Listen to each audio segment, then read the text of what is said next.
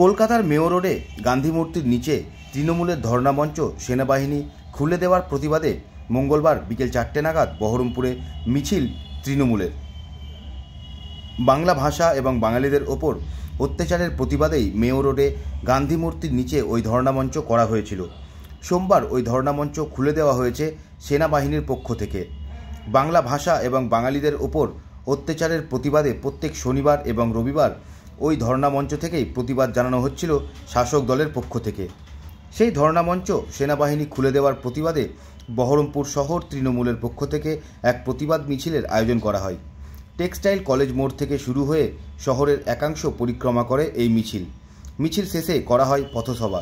উপস্থিত ছিলেন বহরমপুর পৌরসভার চেয়ারম্যান নারুগোপাল মুখার্জি, জেলা যুব তৃণমূল সভাপতি ভীষ্মদেব কর্মকার সহ তৃণমূলের নেতা ও কর্মীরা।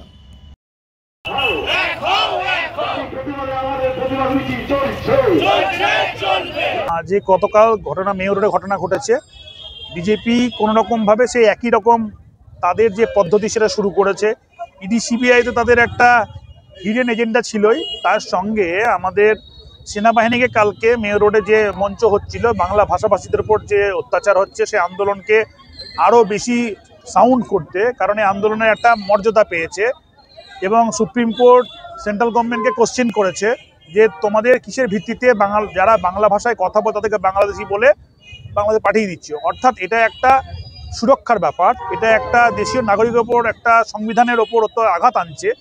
যখন আন্দোলনটা তৃণমূলের যখন সোচ্চার আন্দোলনে এগুলো যখন বেশি করে আরও বিজেপির যে মানুষটা এক্সপোজ হচ্ছে, সেই সময় দাঁড়িয়ে হঠাৎ ধর্ণামঞ্চে ওখানে আমাদের সেনাবাহিনী তারা তো আমাদের সম্পদ, দেশের জওয়ান, তাদেরকে পাঠিয়ে ওইখানে একটা প্যান্ডেলটা ভেঙে দিচ্ছে। তো এইগুলো অসভ্যতাম না? একটা প্যান্ডেল ভাঙতে কোনো সেনাবাহিনী লাগে?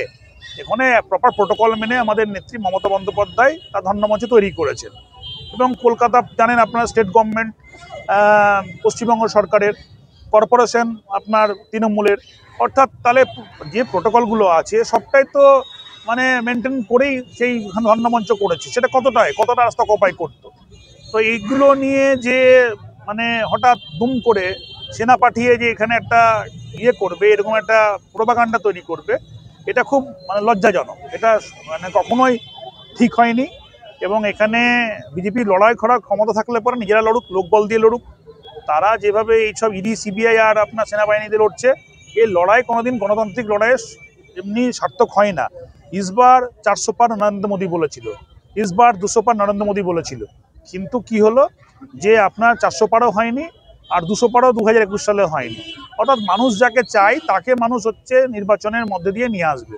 মমতা বন্দ্যোপাধ্যায়কে মানুষ সিপিএমকে রিজেক্ট করার পর টানা 15 বছর ধরে চেয়েছে, আবার 5 বছরের জন্য চাইছে। অর্থাৎ এটা পরিষ্কার হয়ে গেছে যেখানে বিজেপি দাঁড়াতে পারছে না, তাদের কোনো ক্ষমতা নেই, তাদের কোনো অস্তিত্ব নেই, তাদের কোনো জায়গায় জমি তৈরি করার।